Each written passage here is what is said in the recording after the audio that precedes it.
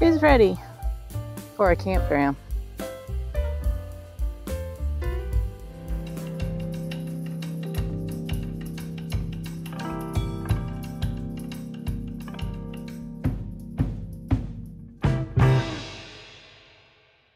Sláinte y'all, I'm Leanne and this is Scotch on the Bayou, and we celebrate the wonders of Scotch whiskey and the flavor of life in Louisiana. Here at our camp, everything is vibrant and going, and when most people do videos like this, they have to worry about a plane or a car.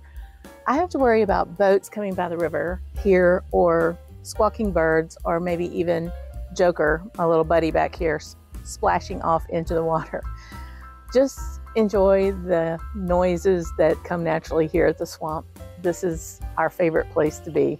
So I'm glad you're here today to share a Camp Dram with me here from one of my favorite distilleries and from one of my favorite areas of Scotland, and that would be the island of Islay. So thoughts already on smoky, malty, salty, peatiness? Kind of, sort of, not really. It's a little different because today's Camp Dram is from Kilchoman, and it is the Madeira Cask matured expression. So this comes in at 50 ABV. It was batted from 46 Madeira casks, where that new make spirit sat there for 5 years, 3 months. Batted together and then bottled at 50 ABV, non-chill filtered, no color added, as always with Kilchoman. This ran about 125 to 150, kind of depends on where you go. 17,000 bottles at the time. For a 5-year-old, for a 5-year-old, 5.25-year-old, that seems a little steep. So I'm anxious to see what we have with this. Let's pour a dram. So looking at the color, you get right off that there is some wine influence, right? When you think about what type of wine Madeira is, and whoa, the nose presents wine big time. Almost to the point where it's like, where's the whiskey? But I know it's in there. It's got to be in there because you get the winey, grapey, almost grappa smell from this with a lot of oak. Now, I have had this, but it's been a good little while. So I'm trying to take a new approach to it. It's rather, I mean, it's not real oily. It's kind of thin. Kind of hanging on there though. Beautiful color, almost a burgundy burnt umber kind of color to it. Now it's starting to open up. It's one thing I like about these glasses is, as opposed to a traditional Glencairn, the lip opening is about the same as Glencairn, but this part is much wider, so I think it just helps express the alcohol a little bit better. Yeah, so the malt's coming out a whole lot more, and then you get that kind of grapey, almost berry smell too to it, with a little bit of like a mandarin orange or a blood orange. I wonder if that's gonna come through on the taste.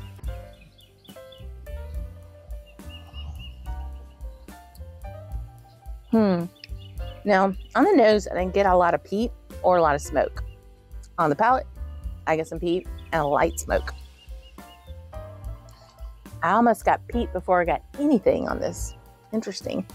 I think this needs a couple more sips.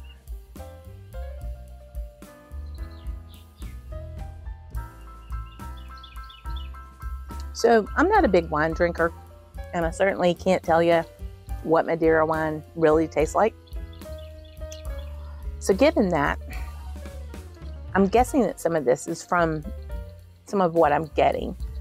It's more of a, like I said, more of a grape taste, but like like a macerated, I keep going back to grappa or like a cognac kind of taste. Stewed fruits, but not like sherry, not like heavy prunes and plums and raisins. So the sweetness on the front end, very rounded feeling, mouthfeel, just floats into the peat and has a nice warm finish, almost like a white pepper, not a cinnamon, not a ginger, not something that spicy. It's just more warming than anything.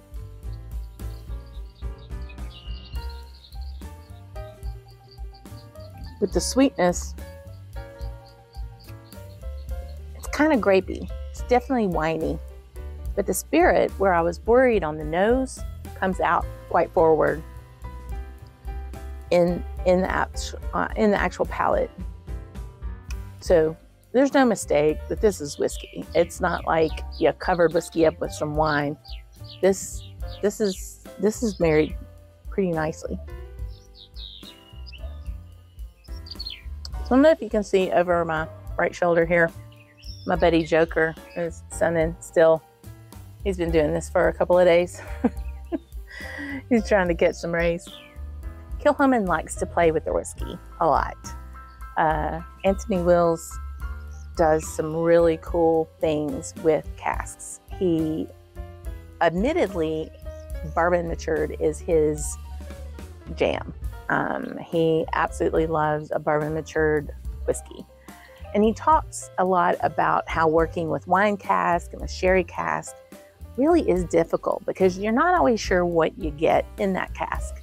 So being able to play with that in the different types of whiskeys that he ends up coming up with, he does a lot of different wine finishes. So this is a Madeira. He's also done a Fino, PX, Oloroso. There's a Calvados out there. Very interesting different wine maturations that I think do really well with their initial spirit. So let me know in the comments if you have tried any of the wine matured Kilchomans and what you thought about them. I really enjoy this. It's much cleaner. It's not as heavy as say a PX or even an Oloroso sherry matured at 50 ABV. I do want to put a little bit of water on it though, and let's see how that does. It might have been too much, but we'll kind of see. At 50 ABV, it could hang some water, so we'll see how that goes.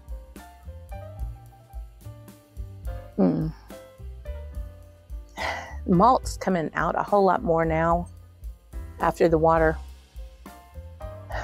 Still a good winey overall aroma. Water kind of subdued the peat a bit, and I don't think that that's a bad thing on this. The peat kind of popped out there on that first sip a little bit more abruptly than I might have wanted it to. Now I hit more sweetness on the finish than that peat. Very interesting. And I get more smoke with the water. Actually, I really like this with water.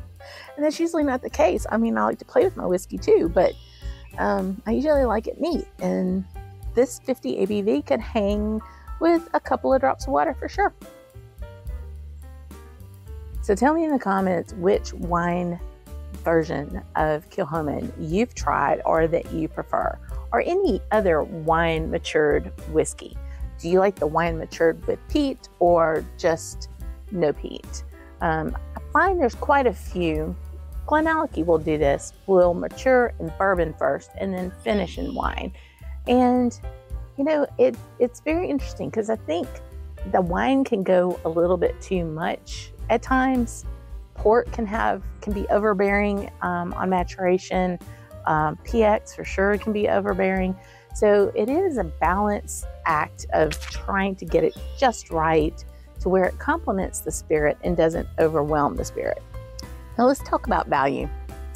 Again, this comes in about $125, $150, depending on where you are, for a 5 1/4 year whiskey. That seems a little steep. But I will say, you're also dealing with casks that are multiple times over more expensive than a bourbon cask. So there is that. For those of us who really love Kilchoman, for those of you who really love that one distillery, you're probably going to buy this, right? Because it is what it is. It's your jam. It's your thing. I absolutely love Kilchoman. So that's pretty much my jam. If this was an Ardbeg, my friend Jennifer would probably just buy it because it's Ardbeg. That said, I don't know. I don't know if the 125 is all there. I will definitely enjoy it. But the beauty about these Kilchomans is once that bottle is gone, it's okay. Because they're going to come right back with something else that's going to be really pretty tasty. And it's not something I feel like I've got to have a multiple of or to carry on into fruition. You know, it's a one and done, and I'm going to be really happy with this bottle. I'll be anxious to see too how this bottle progresses as it goes down. I'll definitely share it with some folks to see what their thoughts are and if they liked it as much as I did. I want to do a big shout out to all the Camp Drammers.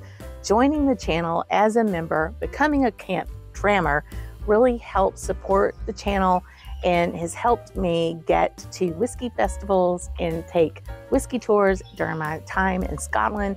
And those folks who every month pitch in a few bucks to help me do what I do and to produce the content on this channel is very appreciative. And I love you all. I wish you all could come to the camp because we would have a hell of a fun time. And I want to thank you so much, Camp Drammers, for all that you do. Hit the join here on the page. You can be a Camp Drammer too. And until I see you next time, guys, on to y'all.